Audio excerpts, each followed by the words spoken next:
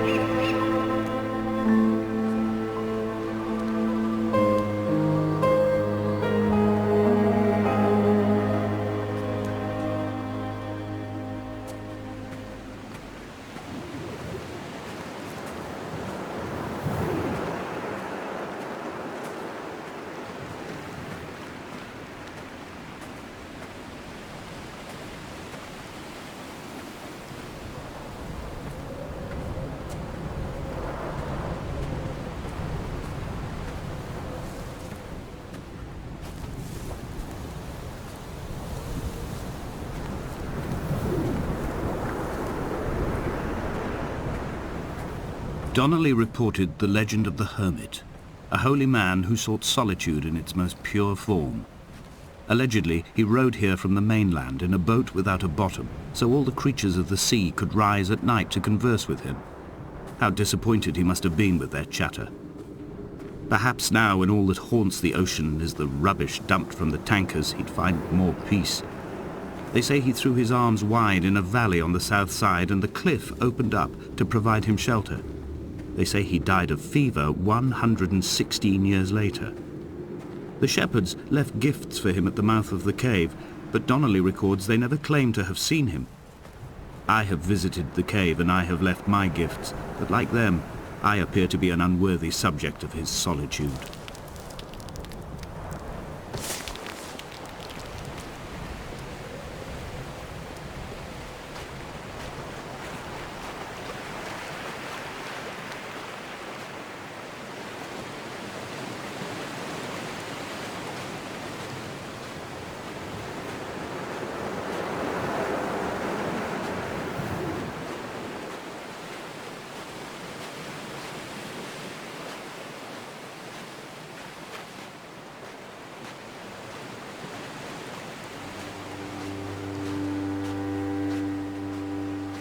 Those islands in the distance, I am sure, are nothing more than relics of another time, sleeping giants, somnambulist gods laid down for a final dreaming. I wash the sand from my lips and grip my wrist ever more tightly. My shaking arms will not support my fading diaries.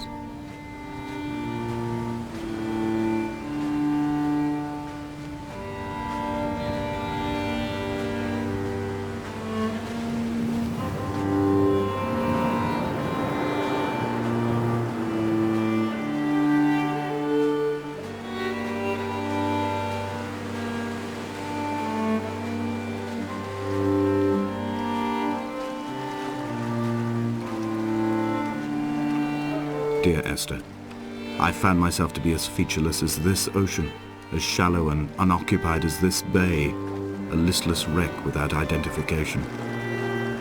My rocks are these bones, and a careful fence to keep the precipice at bay.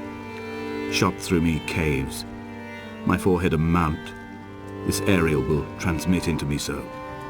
All overexposed, the nervous system, where Donnelly's boots and yours and mine still trample.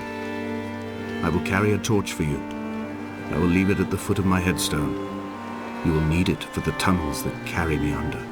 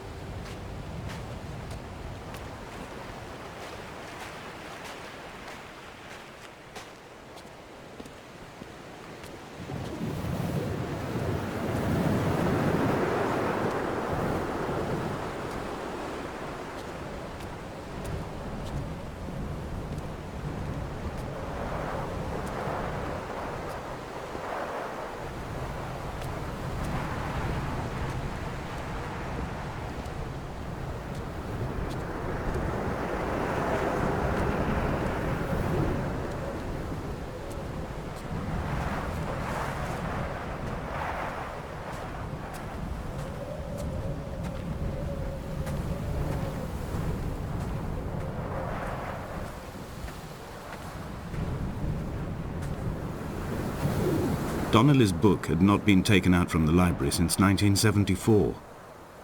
I decided it would never be missed as I slipped it under my coat and avoided the librarian's gaze on the way out. If the subject matter is obscure, the writer's literary style is even more so. It is not the text of a stable or trustworthy reporter. Perhaps it is fitting that my only companion in these last days should be a stolen book written by a dying man.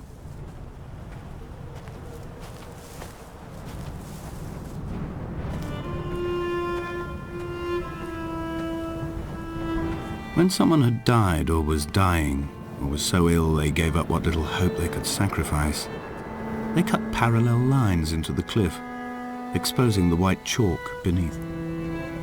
You could see them from the mainland or the fishing boats, and know to send aid or impose a cordon of protection, and wait a generation until whatever pestilence stalked the cliff paths died along with its hosts. My lines are just for this, to keep any would-be rescuers at bay. The infection is not simply of the flesh.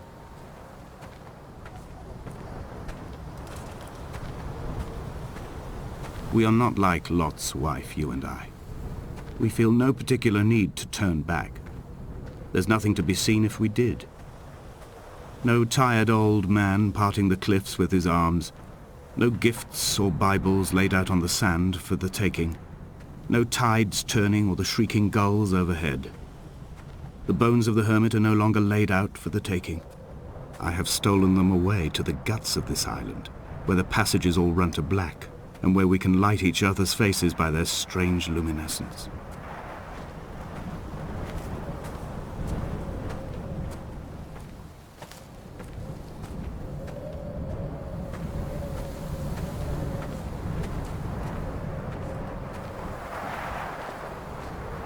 Dear Esther, I met Paul. I made my own little pilgrimage. My Damascus, a small semi-detached on the outskirts of Wolverhampton. We drank coffee in his kitchen and tried to connect to one another. Although he knew I hadn't come in search of an apology, reason or retribution, he still spiraled in panic, thrown high and lucid by his own dented bonnet.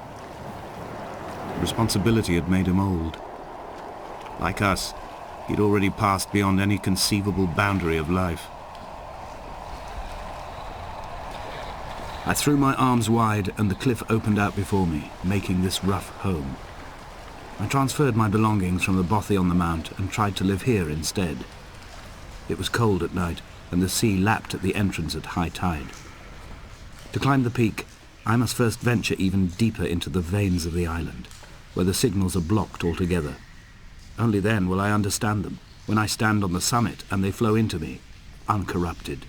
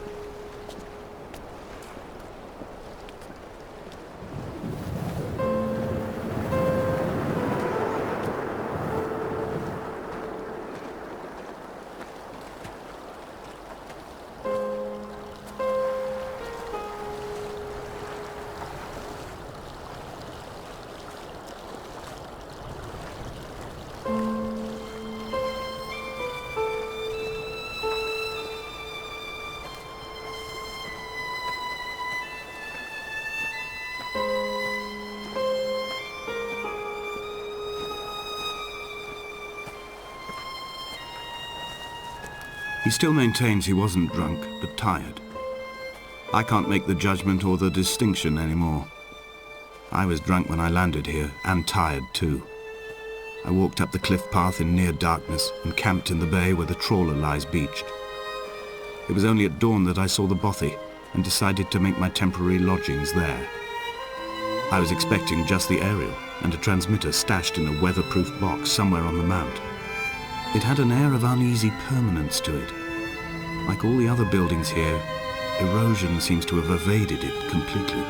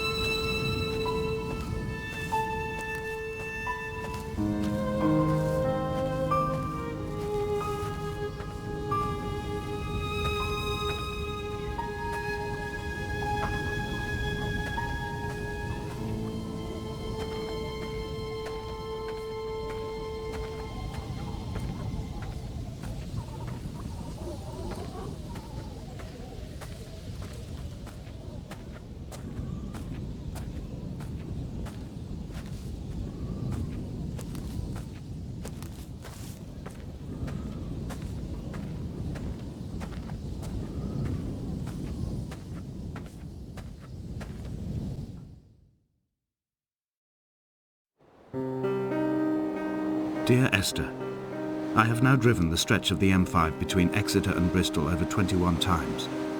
But although I have all the reports and all the witnesses and have cross-referenced them within a millimetre using my Ordnance Survey maps, I simply cannot find the location.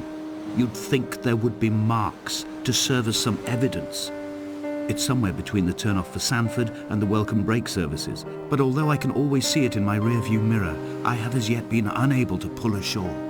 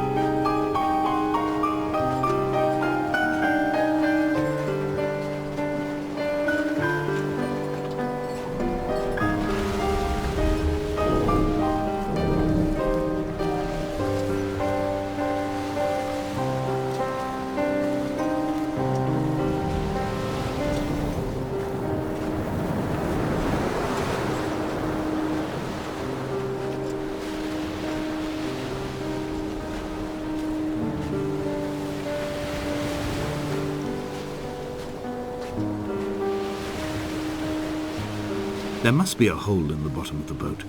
How else could new hermits have arrived?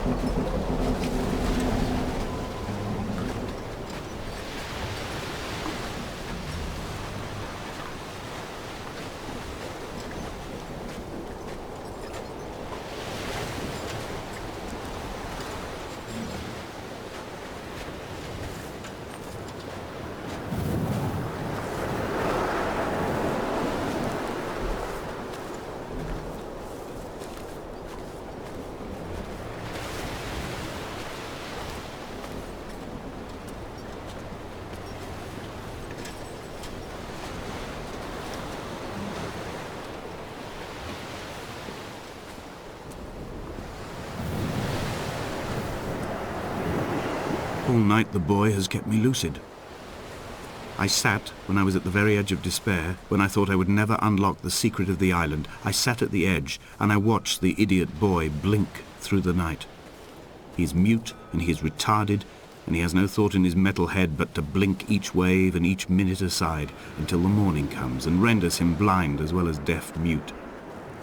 In many ways, we have much in common.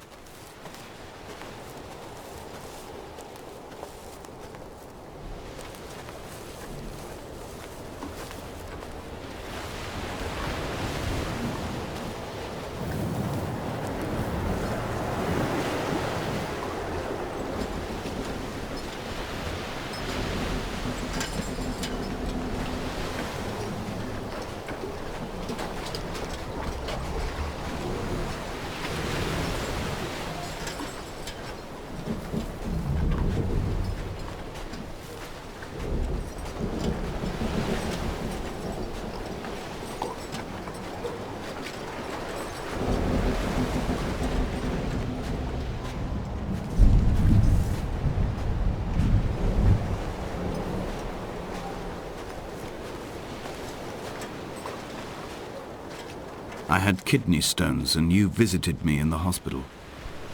After the operation, when I was still half submerged in anesthetic, your outline and your speech both blurred. Now my stones have grown into an island and made their escape, and you have been rendered opaque by the car of a drunk.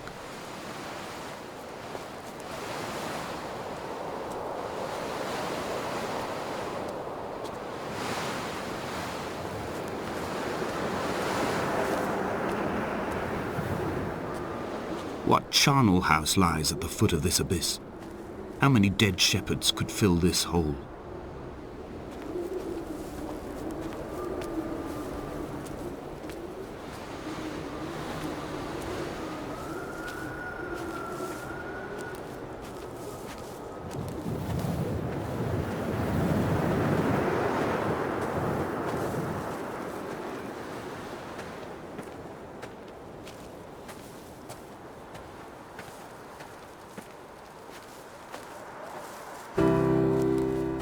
I've begun my ascent on the green slope of the western side. I've looked deep into the mountain from the shaft and understood that I must go up and then find the way under. I will stash the last vestiges of my civilization in the stone walls and work deeper from there. I'm drawn by the aerial and the cliff edge. There is some form of rebirth waiting for me there.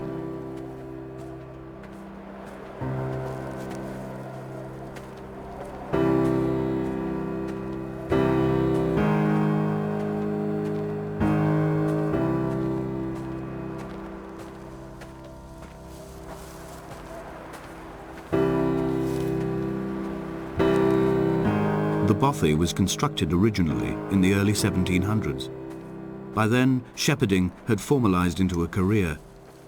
The first habitual shepherd was a man called Jakobsen, from a lineage of migratory Scandinavians. He was not considered a man of breeding by the mainlanders. He came here every summer whilst building the bothy, hoping eventually that becoming a man of property would secure him a wife and a lineage. Donnelly records that it did not work. He caught some disease from his malcontented goats and died 2 years after completing it. There was no one to carve white lines into the cliff for him either.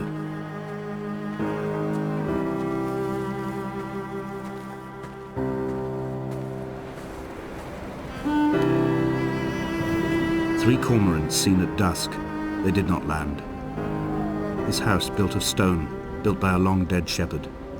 Contents: my camp bed, a stove, a table, chairs, my clothes, my books. The caves that score out the belly of this island, leaving it famished. My limbs and belly famished.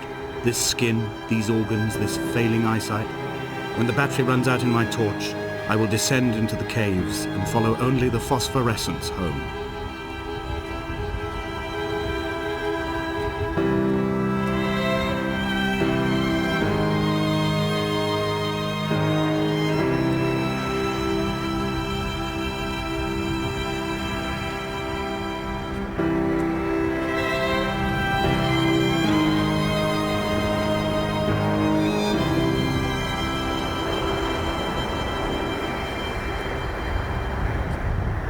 In a footnote, the editor comments that at this point, Donnelly was going insane as syphilis tore through his system like a drunk driver. He's not to be trusted. Many of his claims are unsubstantiated, and although he does paint a colourful picture, much of what he says may have been derived directly from his fever. But I've been here, and I know, as Donnelly did, that this place is always half imagined. Even the rocks and caves will shimmer and blur with the right eyes.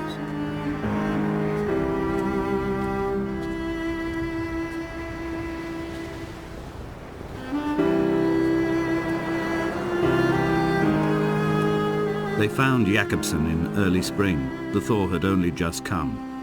Even though he'd been dead nearly 7 months, his body had been frozen right down to the nerves and had not even begun to decompose.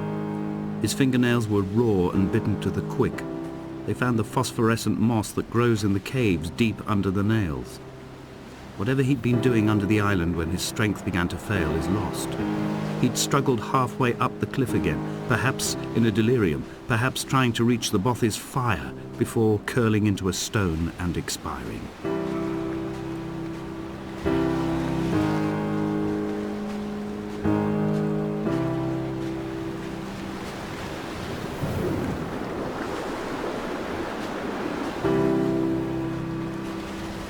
Climbing down to the caves, I slipped and fell and have injured my leg. I think the femur is broken. It is clearly infected. The skin has turned a bright, tight pink, and the pain is crashing in on waves, winter tides against my shoreline, drowning out the ache of my stones. I struggled back to the bothy to rest, but it has become clear that there is only one way this is likely to end. The medical supplies I looted from the trawler have suddenly found their purpose. They will keep me lucid for my final ascent.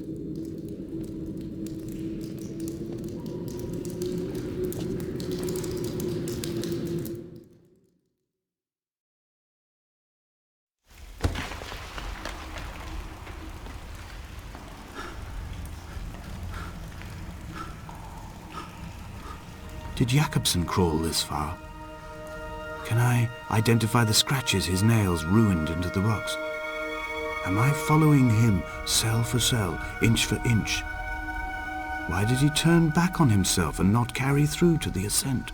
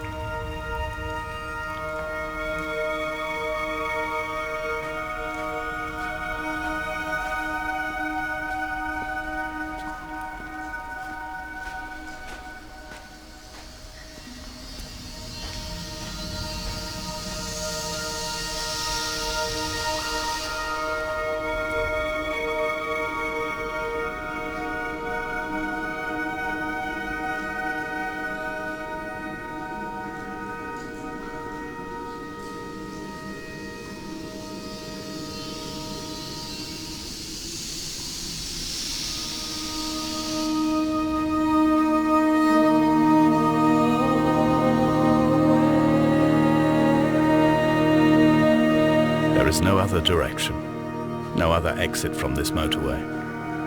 Speeding past this junction, I saw you waiting at the roadside, a one last drink in your trembled hands.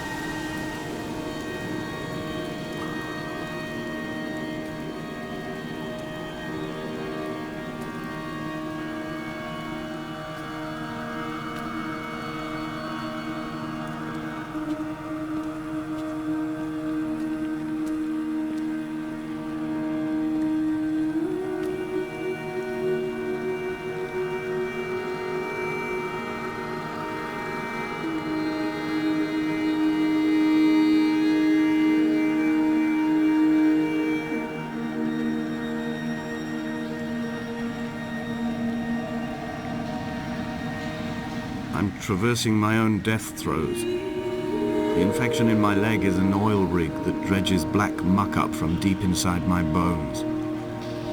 I swallow fistfuls of diazepam and paracetamol to stay conscious. The pain flows through me like an underground sea.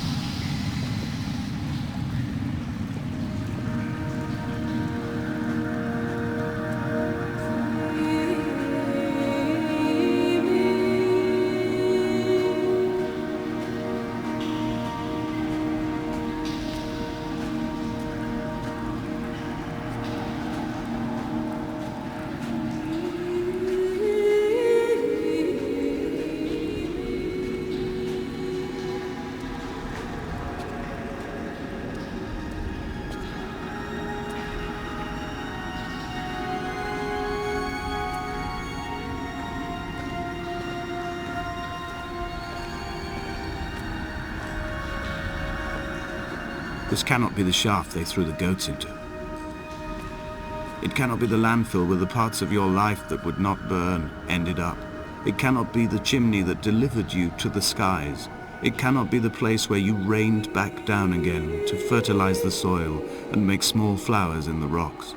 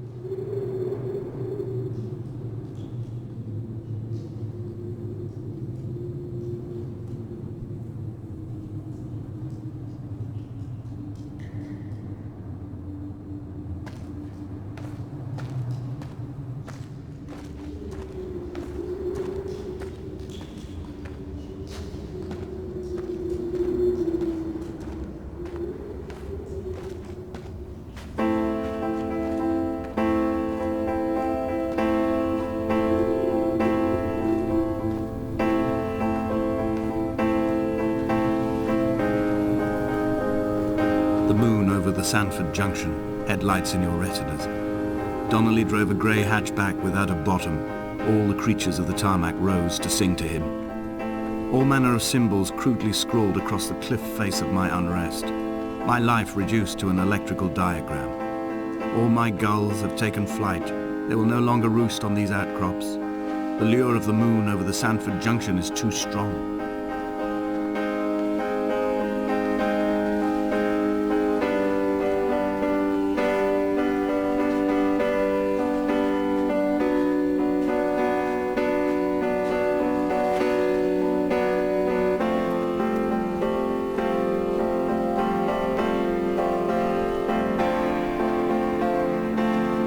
Dear Esther, I find each step harder and heavier.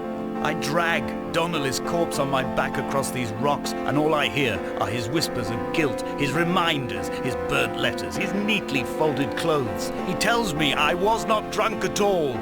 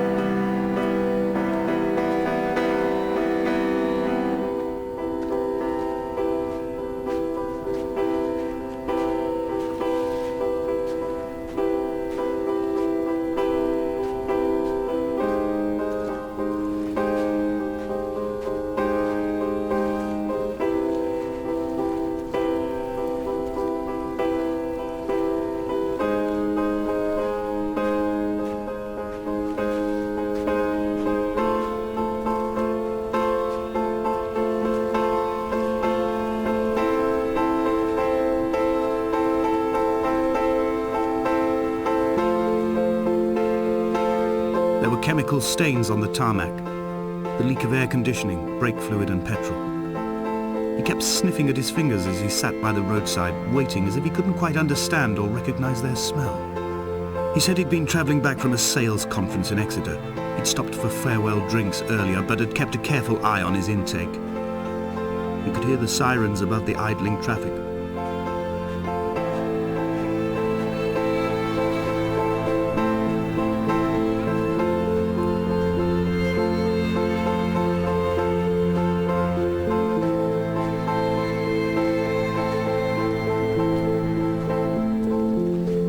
From here, I can see my armada. I collected all the letters I'd ever meant to send to you, if I'd have ever made it to the mainland, but had instead collected at the bottom of my rucksack, and I spread them out along the lost beach. Then I took each and every one, and I folded them into boats. I folded you into the creases, and then, as the sun was setting, I set the fleet to sail. Shattered into 21 pieces, I consigned you to the Atlantic, and I sat here until I'd watched all of you sink.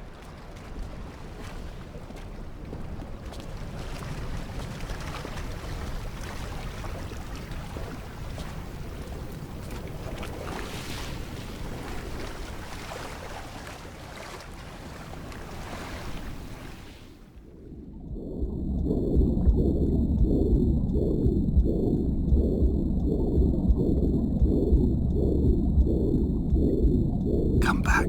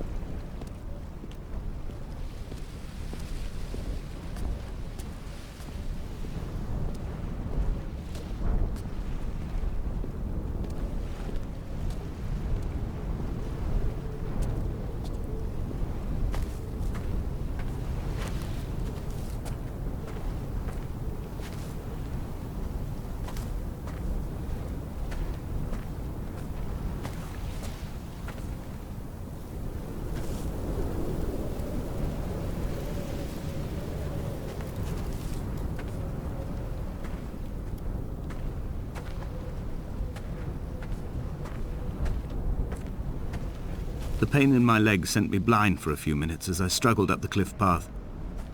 I swallowed another handful of painkillers, and now I feel almost lucid. The island around me has retreated to a hazed distance, whilst the moon appears to have descended into my palm to guide me. I can see a thick black line of infection reaching for my heart from the waistband of my trousers. Through the fugue, it's all the world like the path I have cut from the lowlands towards the aerial.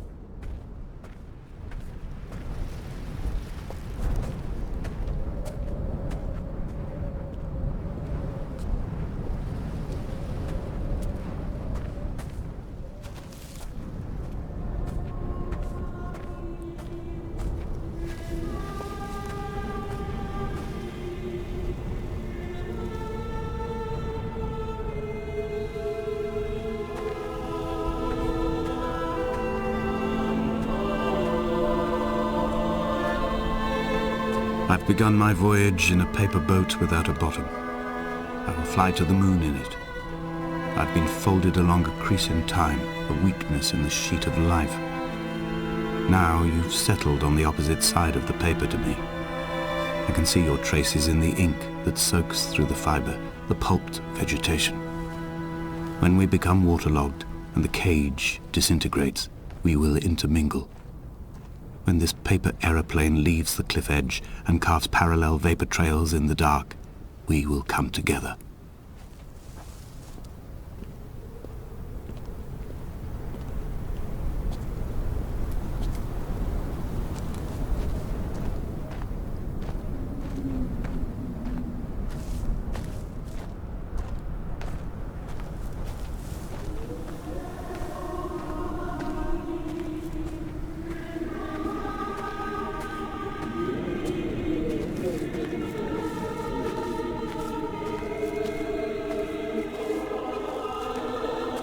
If only Donnelly had experienced this, he would have realized he was his own shoreline, as am I.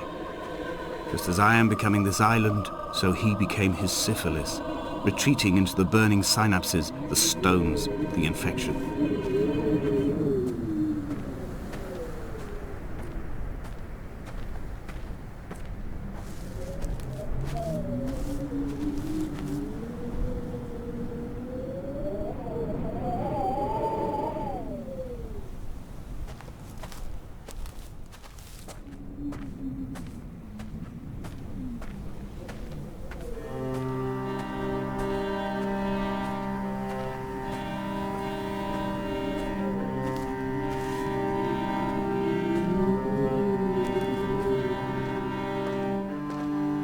The stones in my stomach will weigh me down and ensure my descent is true and straight. I will break through the fog of these godforsaken pills and achieve clarity. All my functions are clogged, all my veins are choked. If my leg doesn't rot off before I reach the summit, it will be a miracle. There are 21 connections in the circuit diagram of the anti-lock brakes. There are 21 species of gull inhabiting these islands. It is 21 miles between the Sandford Junction and the turn-off for home. All these things cannot, will not be a coincidence.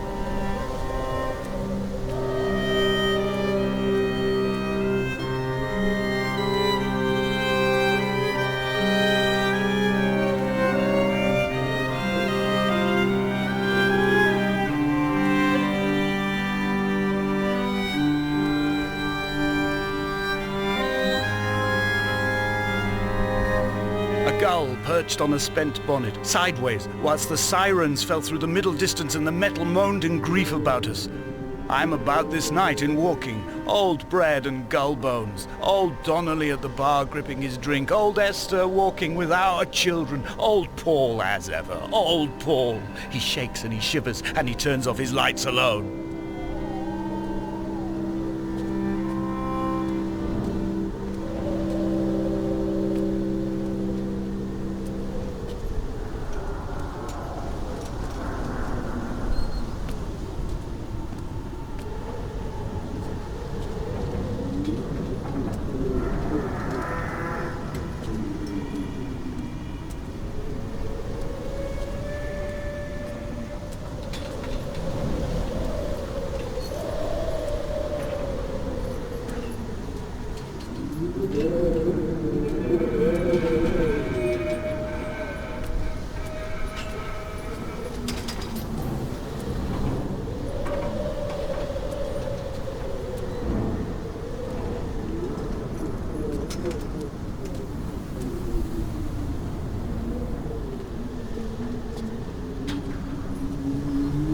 I am the Ariel. In my passing, I will send news to each and every star.